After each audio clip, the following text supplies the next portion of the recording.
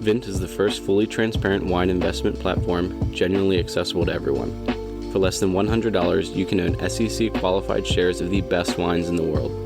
The Vint Wine Investment Podcast offers up-to-date information on the world of wine and investing, as well as current perspectives on our collections and the wine markets in general. Enjoy the show. Hello, and welcome back to another episode of the Vint Wine Investment Podcast. I'm your head of wine, Billy Galenko. We're going to start out with our California collection, the 2018 Napa Valley collection that is still live. Hopefully there'll be some shares left when you are listening to this, but there's been some exciting news in the past week that impacts the collection directly or, further demonstrates the, quality of the wines and the world's growing thirst for California wines as an investment grade wine. The first really big news is that the Dominus 2018 vintage was rated by Wine Spectator as the number one wine of the year. This is really exciting. It comes on the back of the same wine also being rated the number 9 wine of the year by James Suckling. It's received multiple 100-point scores and also high 99s from Wine Advocate. So it's been well received and very highly promoted as a benchmark for the vintage. But with this number one wine of the year from Wine Spectator, we've really seen some increased trade volume on LiveX. The LiveX reported that there was a 34% increase in the prices paid for cases of Dominus over the market price just the week prior. So it's really interesting. This is a great demonstration of how interesting news or ratings or rankings can actually potentially impact the trade value of some of these wines. Moving beyond Dominus as a whole, the California market has actually, continued to perform really well here in the 2021 year. Some of the metrics from LiveX just came out basically saying that in 2021 so far, the California 50 index, which represents kind of the macro California wine trade volume and value over the in the global market, is up 16.5% this year. So that what's really exciting about that is, that's beating regions like Bordeaux. It's beating the entire country of Italy. So it's really positioning, California up there as one of the hottest regions, of 2021 in terms of wine investment and trade volume, and just another region to continue to follow and invest in and, track the momentum. So we're really excited for these metrics. It goes along with a lot of our heavy research and details that we've looked at to create the Napa Valley 2018 collection. And we really encourage you, if there are any shares left, to go ahead and snap some up. Next, we're going to move on to some wines for the holidays. I know last week we had touched on some upcoming collections. The Rhone Valley collection will be coming. We're still working on that exact date. So next week, we're going to touch more on the Rhone Valley wines. So for the end of this episode, I really want to dive into a little bit more of holiday wines, or wines that are kind of close to my heart and that I would recommend drinking for the holiday period. So this is kind of building on what we kind of did for Thanksgiving, but this has a little bit more personal anecdotes from me. I'll start with sparkling and work our way down through white and red and dessert wines.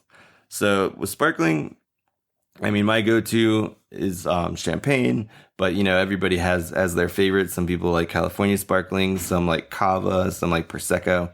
So whatever your go-to sparkling is, I highly recommend it for pairing with basically any holiday dishes. The bubbles in any sparkling wine, that carbon dioxide actually creates carbonic acid in your mouth and really has this refreshing palate lifting feel that the bubbles kind of lift any of the fat or heavy sweet elements from these heavier holiday dishes right off your palate and leave you refreshed and ready for another bite.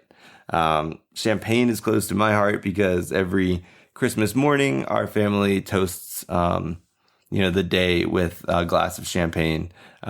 Something I'm pretty sure my mom started just because she likes sparkling wine, but it's remained something that's close to us. And this year I have a bottle of Krug non-vintage, the 168 non-vintage, which is kind of special because, the non-vintage wines means they blend wines from multiple different vintages, multiple base wines into this one and create this special blend. And a majority of this sparkling wine, the 168 from Krug, is from the 2012 vintage, which is exciting. It was a great vintage. Krug didn't make a lot. They didn't make a vintage wine that year. So this is as close as you can get, and it's really exciting to be able to taste. So I'm looking forward to that on Christmas. Moving down to white wines, I would say like a lot of the wines I recommended for Thanksgiving are still premium here. Your Rieslings, your Vinho Verde, Albarino, these are all light, higher acid wines that would really, refresh the palate and pair beautifully with a range of dishes, especially the Riesling and Vinho Verde with a little bit of residual sugar. But when my mind goes to Christmas time, I go a little bit more to something like a Burgundy, a Blanc, a white Burgundy, or a Gewürztraminer from Alsace. Mainly because, white Burgundy is Chardonnay for the most part. If you want to get an Aligote, they're also delicious. But if you get a Village level white Burgundy, it's going to be nice and full bodied. You'll be able to get enough, there might be a little touch of oak, but it'll be able to stand up to some of those dishes like, roasted poultry, and some other, maybe fish dishes you might be having around the year. It's still too, I wouldn't put it with like a big steak or anything, but it's still a beefier white wine. Gewürztraminer is kind of the same way. It's a very, from Alsace, they get to be very ripe. They tend to have a little bit more alcohol. They have these kind of like lychee and just like spicy and very floral nose, gives them rose notes. It's really interesting in terms of a wine, but it's also a higher pH wine. So the body of the wine on your palate feels a little bigger, and it pairs beautifully with a lot of these heavily spiced dishes, especially with Christmas spices that you're going to be having with various different dishes this year. So I recommend that. These wines are close to my heart because a couple years ago, for the holiday period, my girlfriend and I went to Alsace and Paris for the New Year. So we were able to catch the tail end of Christmas markets. So I just remember, walking around these beautiful Christmas markets and, having a glass of, going into a cozy little, like pub or like a little wine bar and having a glass of Gewürztraminer in Alsace. And it was a great time. Next, moving on to red, we're on to actually something that overlaps with our upcoming collection. It's a Rhone wine. It's a Chateauneuf de Pape. This is a wine from the southern Rhone. It's very full-bodied in the way that it's made. It can have up to 13 different grape varietals. They tend to be predominantly Grenache and Syrah forward and mixed in with a bunch of other things. These wines are special to me just because my mom's family, I found out only a few years ago, used to always have prime rib and Chateauneuf de Pape. So we had my grandfather cooked a prime rib for us, and we all had Chateauneuf de Pape, and it was actually one of the last Christmases we had with him. So that was really nice, and it's something that's kind of stuck out in my mind since then. So, again, this wine being heavily Grenache, it will be more red fruit forward, but there's definitely some dark fruit undertones, a lot of spice and minerality. The terroir of Chateauneuf de Pape is really interesting with these big, what they call galets stones. We'll talk a little bit more about that in a couple weeks when we're diving into our Rhone collection. But the wine is really bright and fresh, and it with still good body tannin, so it'll pair really well with a bunch of your larger, meatier dishes, anywhere from the prime ribs down to duck or lamb. It would pair really well. And then last but not least, for dessert, we're gonna go to Madeira. This is a wine that's one of my personal favorites. It's always been a wine that's fascinated me of all time. It's a fortified wine that runs from basically semi-sweet up to all the way to luscious. There's 5 different main varietals, 5 different styles of the traditional style. And then now there's a bunch of blends and easier to access styles of Madeira as well, including rainwater and some of these broader kind of bottles that are just labeled straight Madeira. They don't really have a varietal. what you'll find in these wines is it's a really complex array. Even the simplest ones have like caramel and cocoa and baking spices, and it's really this rich array of smells that also translate, and aromas that always kind of translate right to the palate too. And then you'll get this awesome palate of, it's a balance of sweet and acid. Somehow these wines retain their acidity so well, even though they might have years of oxidation and sweetness on them. And we'll do another episode sometimes where we dive into how these wines are made. It's a really unique way, but these wines were, heavily favored by our founding fathers. Potentially the Declaration of Independence was toasted with the Madeira, so I highly recommend them. I personally had the pleasure of visiting the island of Madeira this year, it's actually a small island. It's Portuguese owned or ruled, but it's off the coast of Morocco. And it's a really small island. We got to go. It's a subtropical, beautiful place. I highly recommend it. Beautiful for hiking.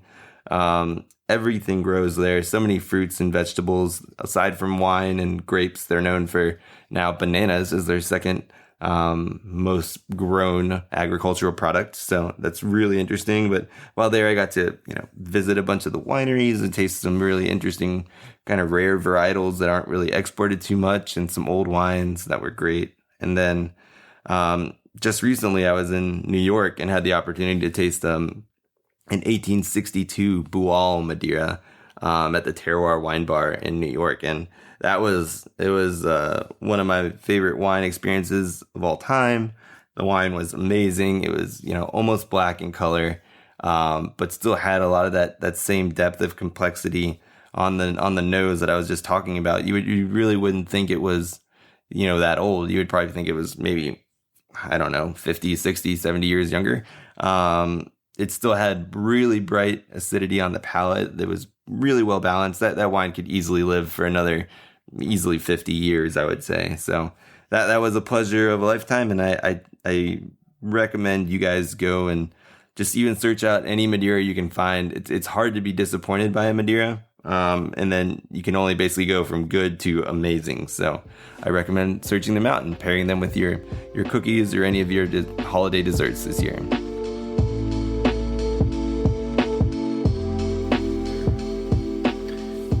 Hope everybody had a good Thanksgiving. I was down in Florida. It was very nice, but it's always great to get back to work. So quick updates on the internal side of Vint, and then I'm going to share a little bit about this interesting company that I've gotten to know the founder. They're also in the wine industry, and I like their mission as well. We continue to explore secondary trading. There is this thing called an ATS, an alternative trading system. So because we are SEC qualified securities, we are able to build on top of an ATS to offer secondary trading. And when people ask, we say the timeline is 9 to 12 months, but we have talked to a number of providers. We're working to find the best. The most recent that we've talked to, we saw a product demo. It looks like a solid product that either we can build on top of with their APIs or use their white labeled platform. So it's something that we continue to think about.